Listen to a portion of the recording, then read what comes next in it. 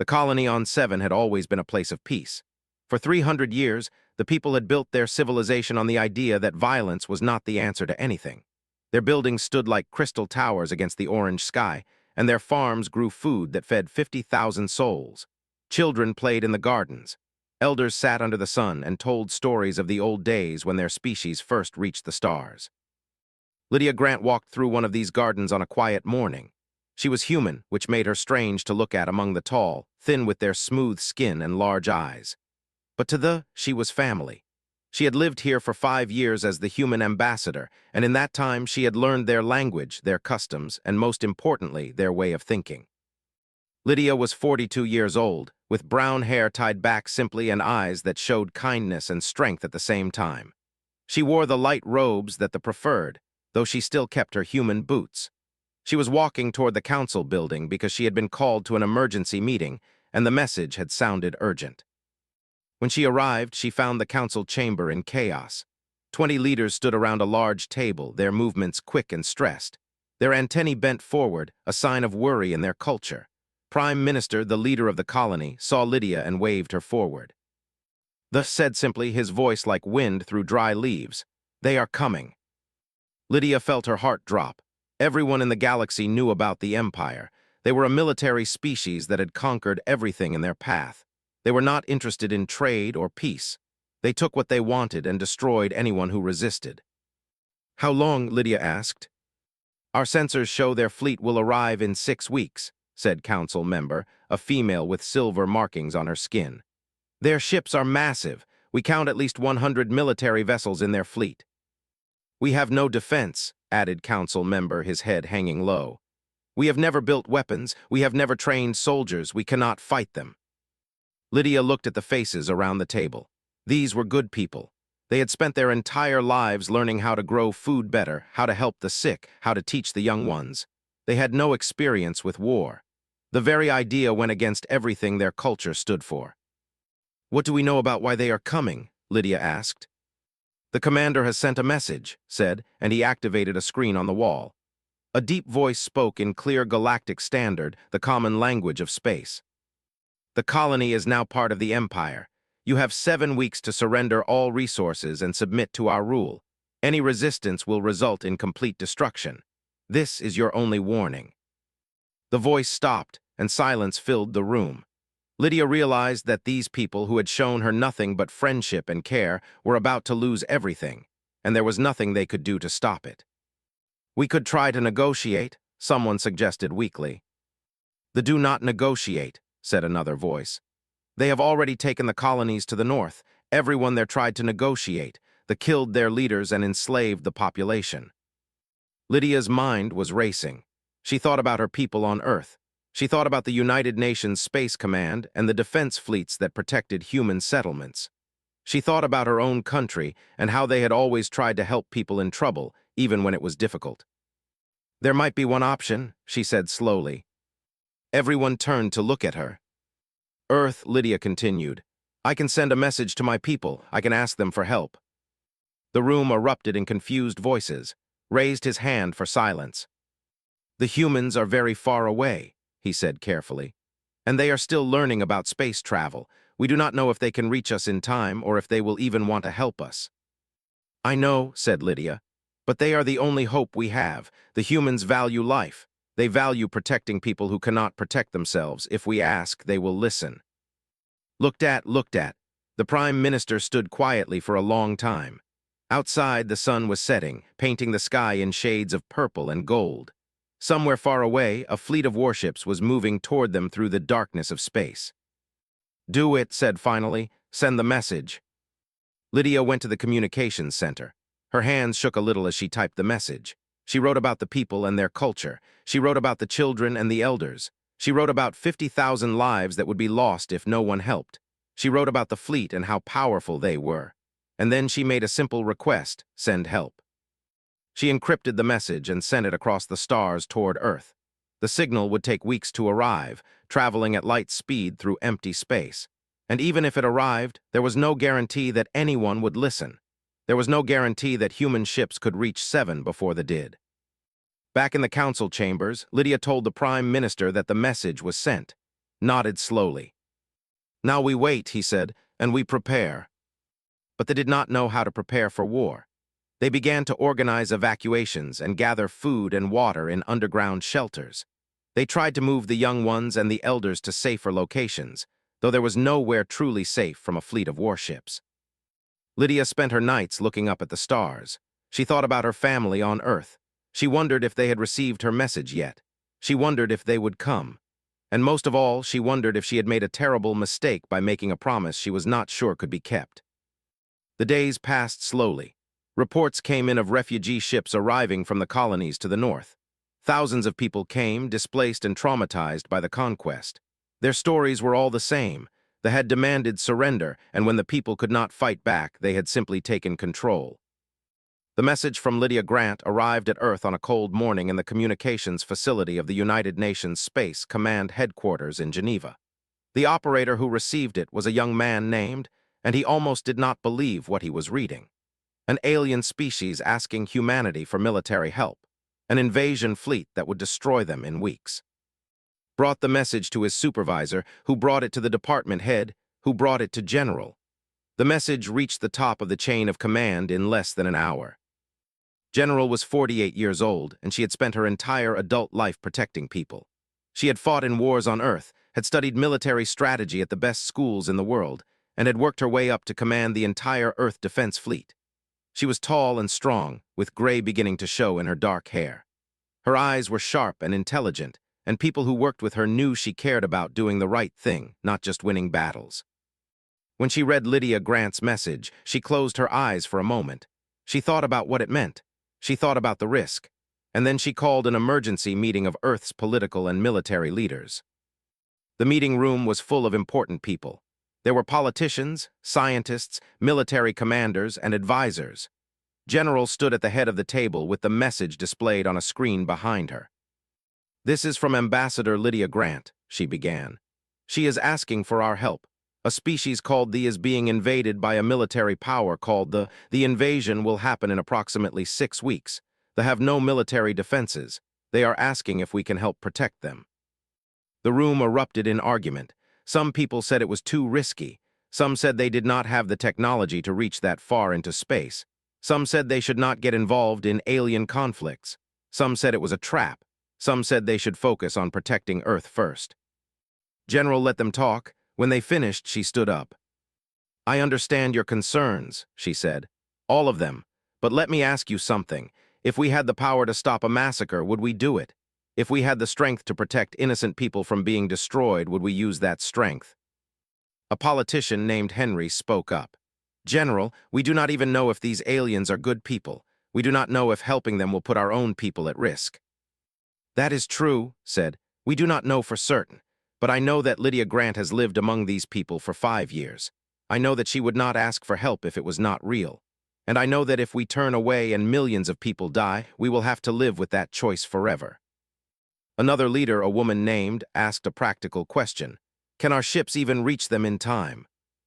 General nodded toward a man sitting in the corner. "Dr. Wright, our chief engineer, has some ideas about that." Dr. Wright was 52 years old, with gray hair and the kind of focused expression that comes from spending a lifetime solving difficult problems. He stood up and spoke in a calm, quiet voice. "Our current ships are designed for short to medium-range travel," he said. "The distance to 7 is extremely far. However, we have been developing new drive technologies and weapon systems. It would be difficult, it would be fast, and it would be dangerous. But I believe we can retrofit some of our best ships and make the journey in time." "How much time do we have?" asked Henry. "We need to launch within 48 hours, said Wright. "If we wait longer, we will not catch the fleet before they reach the colony." The room was quiet. 48 hours to prepare the greatest military mission in human history. 48 hours to decide whether to help aliens they had never met before. General spoke again. "Humanity has a choice to make. We can turn away and be safe, or we can stand up for what is right, even when it is hard. Even when it is dangerous. I believe we should help. I believe we should send our best people and our best ships. And I believe that when historians look back at this moment, they will remember that this was when humanity showed that we are not just a species that protects ourselves. We are a species that protects others." The vote was close, but in the end, They decided to send the fleet. General was authorized to assemble a task force and launch toward 7 immediately. The next 48 hours were some of the most intense hours in human history. Dr. Wright worked with thousands of engineers and scientists. They worked without sleeping. They upgraded weapon systems. They improved engine performance. They loaded supply ships with food, water, medicine, and ammunition. General selected her finest commanders. She chose Captain Daniel Hayes to lead the fighter squadrons. She selected Commander Lisa Torres to manage the supply operations. She chose Lieutenant Colonel Park to oversee communications. These were her best people, and she was sending them into danger. The soldiers who would go on the mission began their preparations. They trained in zero gravity. They studied the limited information available about They checked their equipment over and over. Some wrote letters to their families. Some spent time in quiet prayer. Some simply sat and thought about what might come. Dr. Wright worked through the night before launch, making final adjustments to the engines. He had a theory about how to push the ships faster than anyone had before, using gravitational assist from passing planets to build up speed. It had never been tested on this scale. If it failed, the ships might be lost in space. But if it worked, they might reach 7 before they did. On the morning of launch, General stood on the bridge of the flagship, a massive warship called the Pioneer. The crew was in position. The supply ships were loaded. The fighter pilots were ready. She opened a communication channel to all the ships in the fleet. Her voice was steady and clear. In a few minutes, we launch toward a destination no human has ever traveled to before. We go to protect people we have never met. We go because they asked for help, and we are the kind of people who answer that call. I am proud to serve with all of you. Let us make humanity proud. The engines of the Pioneer roared to life. The other ships in the fleet began to move. They accelerated slowly at first, then faster and faster. Dr. Wright's theoretical drive system engaged, and the ships pushed forward with unprecedented speed. Earth grew smaller behind them. The sun became just another star in the darkness, and the fleet jumped toward hyperspace, racing against time toward a colony 50,000 souls were counting on them to save. In the communication center on Earth, they tracked the signal as the fleet moved away. By the time they knew if the journey through space was long and difficult, the Earth Defense Fleet traveled through darkness, moving faster than human ships had ever moved before. The crew members slept in shifts, watched the instruments, and waited. There was nothing else to do but wait and hope that Dr. Wright's theories about faster travel were correct. Captain Daniel Hayes spent most of his time in the fighter bay, checking equipment and meeting with his pilots. He was 44 years old with the kind of face that showed both strength and worry. He had fought in real wars on Earth, and he knew what it meant to send people into battle. He knew that some of them might not come back. One of his pilots was a young woman named Sarah. She was 23 years old and scared, though she tried not to show it. Daniel pulled her aside one day. "Are you ready for this?" he asked. Sarah was quiet for a moment. "No," she said finally, "but I am going anyway." Daniel nodded. That was the right answer. Back on 7, the situation was becoming more desperate. Every day, more refugees arrived from the northern colonies. They told stories of cruelty. They talked about how they had taken over cities and enslaved people. They described massive warships that could destroy a building with a single shot. Lydia Grant was working almost around the clock. She helped organize the refugees. She set up shelters. She tried to keep people calm, though she could see the fear in their eyes. The children asked her questions about and she did her best to answer without scaring them more. Prime Minister had a problem. The people had always avoided military thinking, but now they had to prepare for invasion. Some people wanted to just surrender and hope the would be merciful. Others wanted to fight back, even though they had no weapons. Called Lydia into his office one evening. "The message you sent to Earth," he said. "Has there been any response?" "Not yet," said Lydia. "The return signal is still traveling, but if they decided to help, they would be launching now." "And how long would they take to reach us?" asked. "If their ships are as fast as our best technology, perhaps 3 to 4 weeks," said Lydia. "Maybe faster if their engineers are more clever than we think." Looked out his window at the orange sky of 7. "We may not have 4 weeks," he said. "Our long-range sensors just picked up something. The fleet is moving faster than their initial estimates. They will arrive in 4 weeks, not 6. Lydia's heart sank. 4 weeks. That was cutting it impossibly close. If the human fleet did not arrive in exactly the right time frame, they would miss the battle entirely. "I need to send another message," said Lydia. "I need to tell them what we know about this increased speed." Agreed, and Lydia quickly prepared a new message. She detailed everything they had learned about the enemy fleet. She described the ships and their weapons. She explained the new timeline. And then she added a personal message. "If you are coming, we will be ready. If you cannot come, we understand. But please know that your effort means everything to us, even if it is too late." She sent the message, knowing it would take weeks to reach Earth, and by then everything would be decided anyway. 2 weeks into the journey, something went wrong with the Pioneer's main engine. Alarms began to sound, and General rushed to the engine room. Dr. Wright was already there, looking at the readings with a worried expression. "One of the stabilizer systems is failing," Wright said without looking up. "If it fails completely, the whole drive system could collapse. We would be stranded in space." "How long do we have?" asked. "Hours, maybe less," said Wright. "I need to go outside and make repairs manually." The general did not hesitate. "Do it," she said. Wright put on a spacesuit. He went out through an airlock and floated into the vacuum of space, attached to the ship by a single line.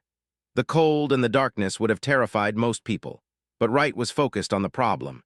He worked quickly, replacing broken parts with spare ones, checking connections, and testing systems. After 3 hours, he came back inside.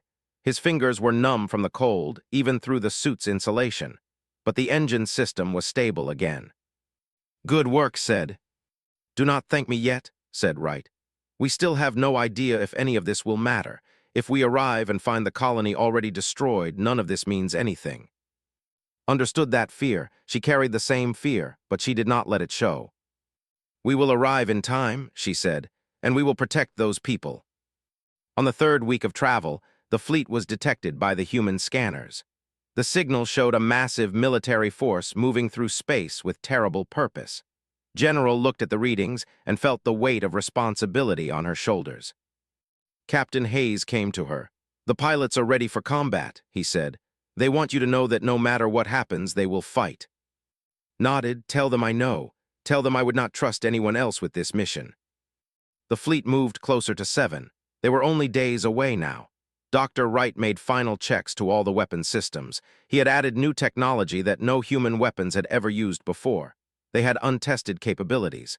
They had experimental designs. If they worked, humanity would have a chance. If they did not work, the fleet would be defeated. On 7, the sensors showed the fleet closing in. They were only 4 days away now. They moved the remaining children and elders into deep underground bunkers. The farms were abandoned. The peaceful crystal towers were locked up. The colony was preparing for war. Lydia stood with Prime Minister and watched the ships appear on their long-range scanners. They were massive, bristling with weapons, and moving with confidence. They expected no resistance. They expected to conquer an undefended colony. "The human fleet is still on its way," said, though it was more of a question than a statement. "If they received our message and responded immediately, they should be close," said Lydia. "Very close, but we cannot count on anything except what we can see in front of us." The commander sent another message. "Your final hours approach, prepare for conquest." And then on the sensors, a new signal appeared. Not the, a third fleet traveling at General's voice came over the communication channel, calm and steady, speaking to both her own fleet and to the colony. "This is General of the Earth Defense Fleet. We have received your request for sanctuary, and we have come to give it. Stand strong. We are here now." The commander's response was immediate and dismissive. "Unknown fleet, you are entering a zone of conquest. Remove yourself immediately or face destruction." General did not respond to the threat. Instead, she ordered the Pioneer to move to a position between the fleet and 7. The human ships began to spread out in a tactical formation. Dr. Wright's innovations would give them an advantage if they could use the space around them correctly. Captain Daniel Hayes led the first squadron of fighter craft out from the hangar bay. His pilots followed him, young men and women ready to put their lives on the line for people they had never met. Hayes understood that this was the moment everything would be decided. This was where theory became reality. This was where the innovations and plans either worked or failed. The fleet was larger. A single battleship was bigger than 10 human vessels combined. They had more weapons and more armor. By every measure of raw military power, the humans were outmatched. But General had something the commander did not expect. She had human creativity, human adaptability, and human courage. She ordered the human fleet to use the nearby asteroid field to their advantage. The ships moved carefully through the rocks and debris, using them as cover. The ships, designed for open space battles with their massive weapons facing forward, were less able to maneuver through the dense field. Captain Hayes and his fighter pilots flew directly at the fleet. They did not try to match firepower with the huge warships. Instead, they attacked the weapons systems and the sensor arrays. They targeted the places where the ships would be blind and vulnerable. A destroyer tried to target Hayes's fighter, but Hayes rolled his ship through a tight passage between two asteroids. The weapons could not track him through the narrow space. He came out the other side and fired directly into one of the destroyer's sensor pods, disabling it. Dr. Wright had created something else too, a new kind of electronic signal that could jam the communications. When General gave the order, the signal was activated. Suddenly, the fleet could not talk to each other. Without communications, a military fleet becomes confused. Ships that cannot talk to each other cannot coordinate. Commanders cannot give orders. The fleet began to break apart into scattered groups. General saw the opportunity and took it. She ordered her capital ships to move in and attack. The Pioneers' weapons lit up the darkness of space. Other human vessels moved in from unexpected angles, striking at the ships while they were confused and uncoordinated. But they were not finished. Their individual ships were still powerful. One of the massive battleships targeted the Pioneer directly and fired. A beam of pure energy tore through space. General was on the bridge when the first impact hit. The ship shook violently, alarms screamed, lights flickered, but the shields held. The Pioneer's outer hull was damaged, but the ship was still fighting. "Damage report," said calmly. "Outer sections 3 through 7 are damaged," said the damage control officer. "Life support is holding. We are still operational." The general made a decision then. She ordered something that had never been tested before in real combat. Dr. Wright's emergency maneuver program, a radical way to move the ship that would either save them or destroy them. "Execute evasive pattern Delta 7, she ordered. The Pioneer's engines roared. The massive ship twisted in space in a way that should have been impossible. The force nearly threw everyone on the bridge to the ground, but the maneuver worked. The Pioneer, which was supposed to be slow and bulky, suddenly moved like a small fighter craft. It moved directly behind the battleship that had just fired at it. Now the human ship was in a perfect position to attack the vessel's engines. "Fire all weapons," said. The Pioneer's guns blazed. The battleship's engines exploded. The ship began to lose power. Without power, it could not fire, could not move, and could not coordinate with the rest of the fleet. Captain Hayes watched this from his fighter and understood. The humans were not just fighting. They were showing, though, that human thinking was faster and more clever. They expected to win through overwhelming force. The humans were winning through intelligence and courage. The battle raged for another 3 hours. More ships were disabled. More human ships took damage, but the pattern became clear. The humans were winning. General made a decision then. She ordered all human ships to stop firing and to switch to a different channel. She had a message for the commander. "Commander, your fleet is defeated. We do not want to destroy you. We want you to surrender. If you surrender now, we will allow you to retreat. If you continue to fight, we will be forced to destroy every ship you have. Choose wisely." The commander did not respond, but one of his captains, a captain of a smaller frigate, made a choice. He stopped fighting and raised a white flag signal, the ancient human symbol of surrender. When one captain surrendered, others followed. Within minutes, most of the fleet had stopped fighting. A few ships tried to run, attempting to escape back towards space. General let them go. "Let them run," she said. "Let them tell their people that the galaxy is not as easy to conquer as they thought. Let them tell their people that they were not alone." Captain Hayes landed his fighter on the Pioneer's landing deck. His hands were shaking from the tension of the battle. He had flown through danger and come out the other side alive. He looked at the readings from the battle and realized something. They had won, humans, and together had defeated the... General sent a message to 7. "Prime Minister, the fleet is no longer a threat. Your colony is safe. We request permission to send down a team to help with any damage and to discuss cooperation between our peoples." Minutes later, Lydia Grant's voice came back over the communication channel. She was crying. "Welcome to 7, General. We thank you. We thank humanity. You have saved us all." In the skies above the colony, human and sensors watched as the ships, those that were still functional, began to retreat. They moved away from 7, back towards space. They had come seeking conquest. They had found defeat instead. The battle was over. The colony was saved. But it was only the beginning of something much larger, something that would change how humanity was seen across the entire galaxy. Speed moving to place itself between thee and the colony. 3 days after the battle, General walked through the crystal towers of 7. She had left some of her soldiers on the Pioneer to make repairs, but many had come down to the colony to help with the cleanup and to meet the people they had saved. They came out of their bunkers slowly at first, afraid that something else might go wrong. But when they saw the human soldiers helping to clear rubble and repair buildings, they understood that the danger was truly past.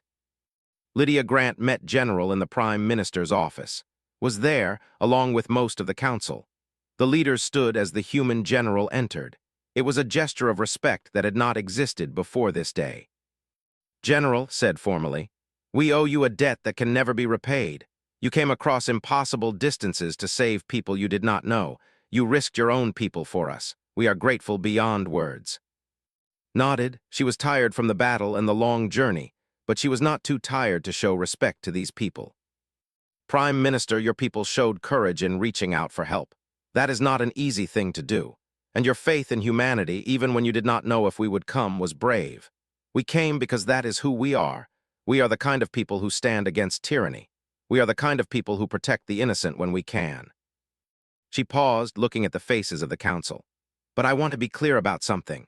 We came as protectors, not as rulers. We came to help you protect yourselves, not to control you. In a few weeks, most of my fleet will return to Earth. A small number of soldiers and engineers will remain to help you build your own defense systems. But this colony will always be. We are here to help you stand on your own feet again, not to replace what you have lost." It was quiet for a moment, then he spoke. "Your words are wise, General. Our people have feared that accepting military help would change our culture forever. But hearing you say that you are not here to change us, only to protect us, gives us hope. We will learn from you. We will build defenses, but we will always try to remain true to what we believe in. We will always prefer peace, but we will be strong enough to protect that peace if we must." Over the next week, Dr. Wright worked with scientists. They sat together in laboratories, looking at the damage that had been done and planning how to rebuild. They were fascinated by human engineering. They asked endless questions about how the ships worked, how the weapons were designed, how humans had managed to innovate faster than species that had been in space for much longer. "Humans take risks," Wright explained to a group of engineers. "We try things that might fail. We learn from our mistakes. We do not always play it safe. And sometimes that willingness to risk leads to discoveries that no one else has thought of." A named Tier, who was one of their best engineers, nodded slowly. "We have always played it safe," he said. "We thought that playing it safe was the same as being smart, but I think I understand now. Sometimes being smart means being brave enough to try something new." Captain Daniel Hayes spent much of his time with the children of 7.